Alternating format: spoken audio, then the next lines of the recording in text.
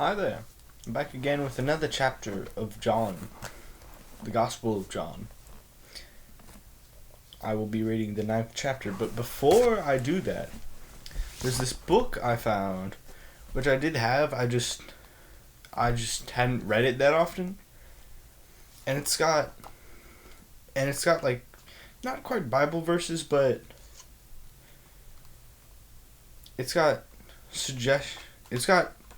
well, I'm going to just read it.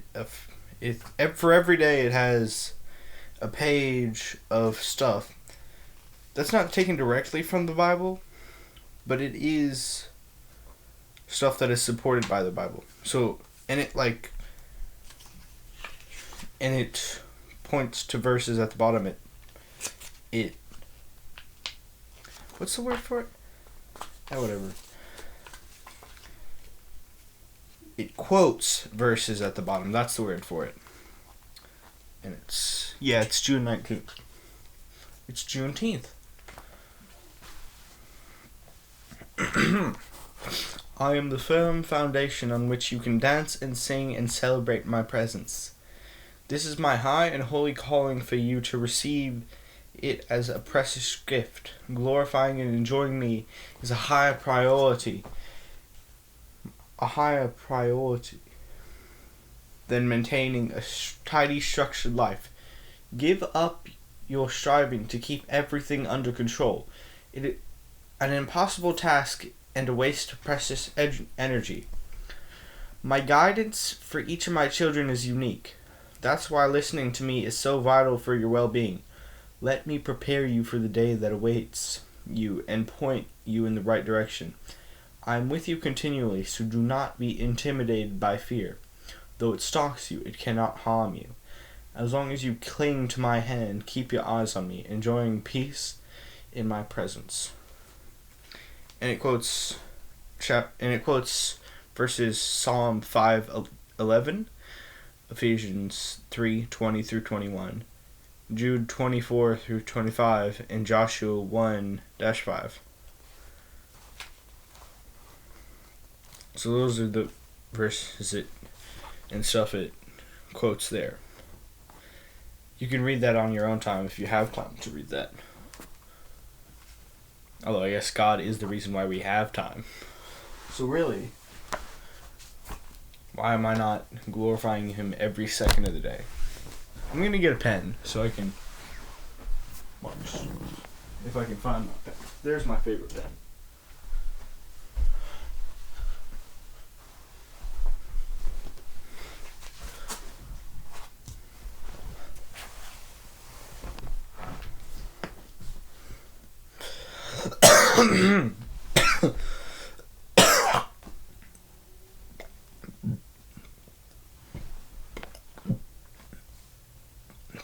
Wow.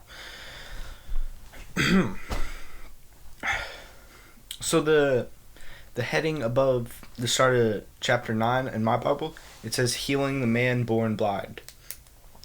Also, I'm reading an amplified version, so if there's any differences between the reading, then if there's any differences between what you are reading and what I'm reading, it's probably because it's amplified version and yours may not be. While he was passing by, he noticed a man who had been blind from birth. His disciples asked him, Rabbi, or teacher, who sinned, that this man or his parents, that he would be born blind? Jesus answered, neither this man nor his parents sinned, but it was so that the works of God might be displayed and illustrated in him. We must work the works of him. We must work the works of him who sent me. While it is day, night is coming when no one can work.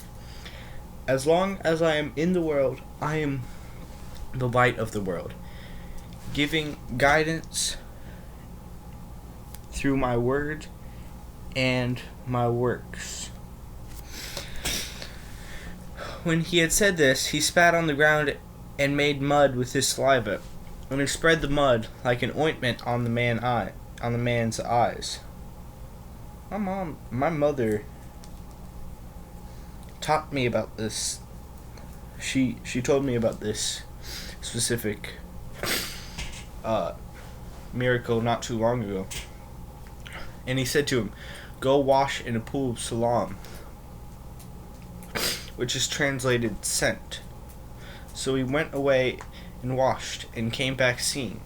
So the neighbors and those who used to know him as a beggar said, "Is this not the man who used to sit and beg?" Some said, "It is he." Still others said, "No, but he looks like him." But he kept saying, "I am the man." So they said to him, "How were your eyes opened?" He replied, "The man called Jesus made mud and smeared it on my eyes and told me, 'Go to Siloam and wash.' So I went and washed, and I received my sight." They asked him, "Where is he?" He said, "I do not know."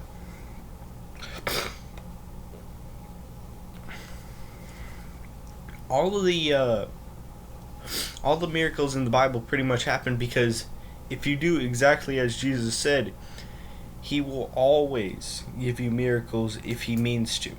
If it is truly the thing he wants to do and you do what he asks of you, he will give you miracles. The next heading says controversy over the man. Then they brought the man who was formerly blind to the Pharisees. Now it was on a Sabbath day that Jesus made the mud and opened the man's eyes. So the Pharisees asked him again how he received his sight, and he said to them, "I smeared mud on my eyes, and I washed, and now I see." Then some of the Pharisees said, "This man Jesus is not from God, because he does not keep the Sabbath." But others said, "How can a man who is a sinner, a non-observant Jew, do such signs and miracles?" So there was a difference in opinion among them. Accordingly,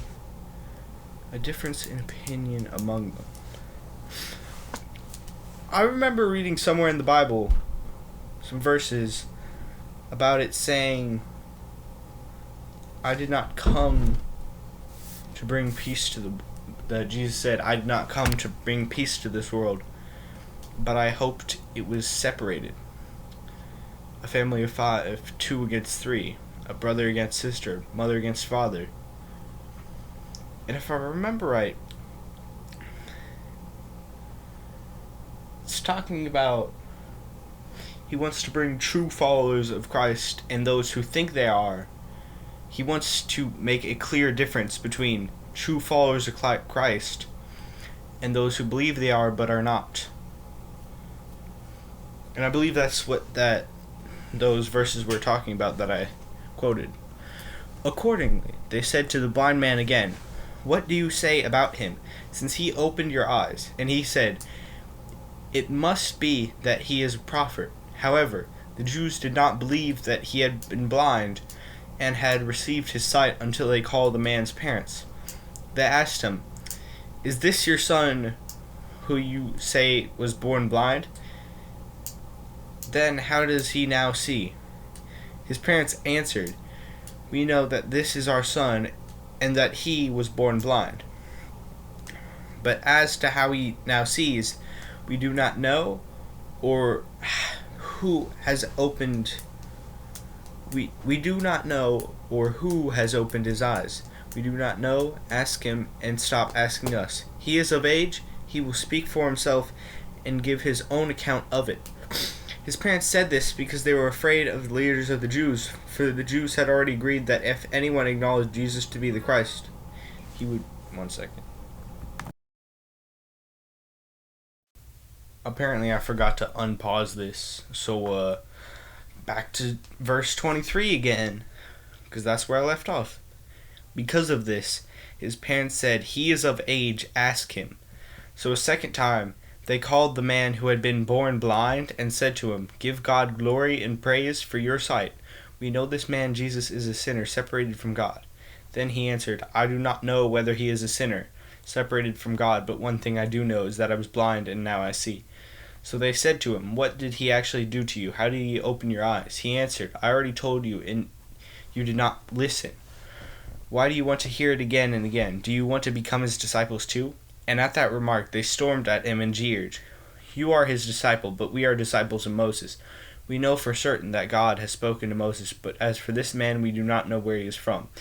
The man replied, "Well, this is astonishing, as you do not know where he comes from, and yet he opened my eyes. We know, according to your tradition, that God does not hear sinners, but if anyone fears God and does his will, he hears him. Since the beginning of time, it has never been heard that anyone opened the eyes of a person born blind. If this man were not from God, he would not be able to do anything like this, because God would not hear his prayer." They answered him, "You were born entirely in sins from head to foot, and you presume to teach us." Then they threw him out of the synagogue. The funny thing, the irony about this is, in verse 34, is that the Pharisees too are sinful and born in sin, because they are human. So they are of course sinful. And yet they throw him out of the synagogue for calling him sinful. And yet they do not take into account their own sin. This is hypocrisy. Hypocrisy. That is one thing that Jesus hates the most. A lot more than a lot of other things. Jesus heard that they had put him out of the synagogue, and finding him, he asked, "Do you believe in the Son of Man?" He answered, "Who is he, sir? Tell me, so that I may believe in him." Jesus said to him, "You have both seen him, and in fact he is the one who is talking with you." And he said, "Lord, I believe in you and your word." And he worshipped him with reverence and awe. Then Jesus said, "I came into this world for judgment, to separate those who believe in me from those who reject me, to declare judgment on those who want to be separated from God, so that the sightless would see, and those who see would become blind." This is what I was talking about earlier, with the verses I quoted earlier about Jesus came for judgment, to separate those who actually believe in him and those who don't. Some Pharisees who were with him heard these things and said to him, "Are we also blind?" Jesus said to him, "If you were blind to spiritual things, you would have no sin and not be blamed for your unbelief. But since you claim to have spiritual sight, you have no excuse, so your sin and guilt remain." Okay. That was a good, nice chapter, actually. Like, really nice. Really nice length, too.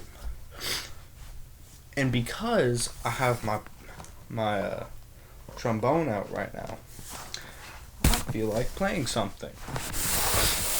You might recognize the song I'm going to play. There's a chance.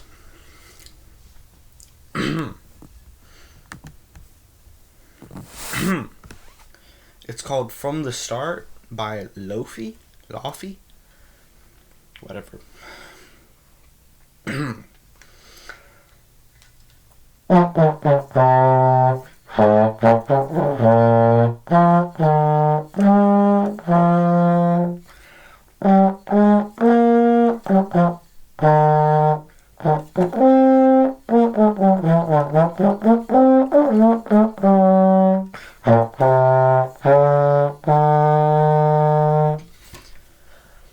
Basically, that was pretty short, but I really like it, at least from what I've heard of it.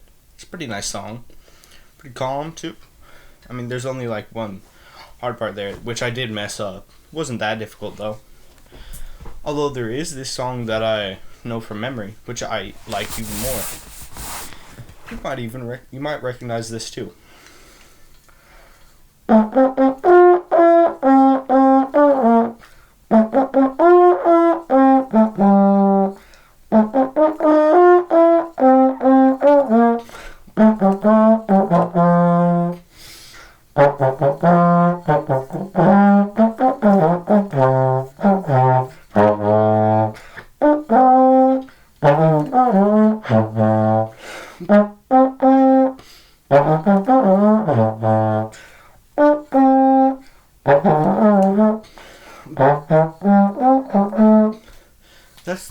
That's the part that always gets me.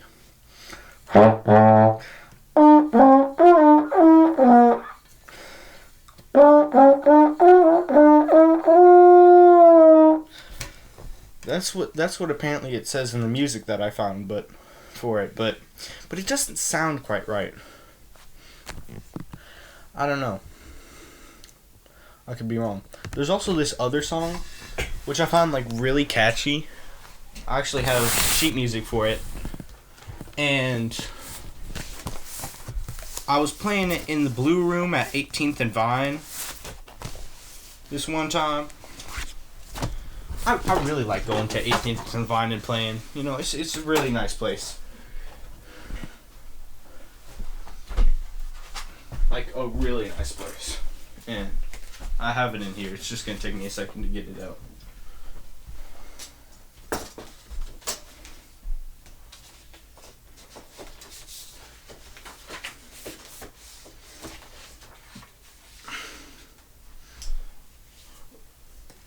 I probably could have done it from memory, but I'll just try it now.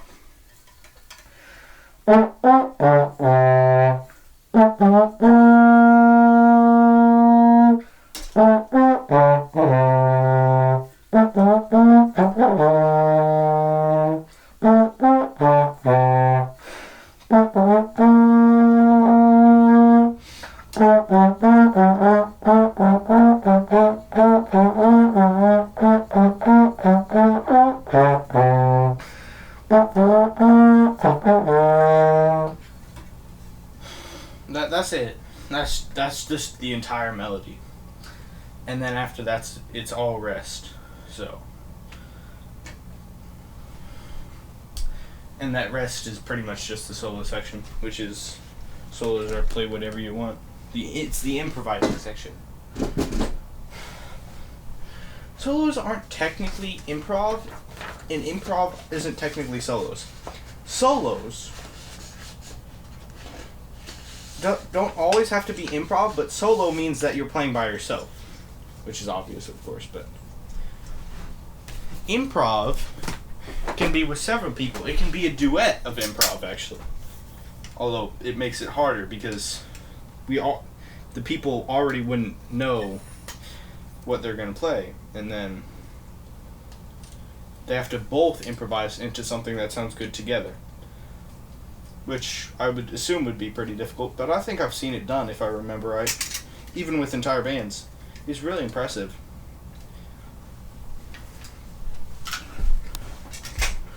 But anyway, I hope you have a God-blessed day and you inherit the Holy Spirit.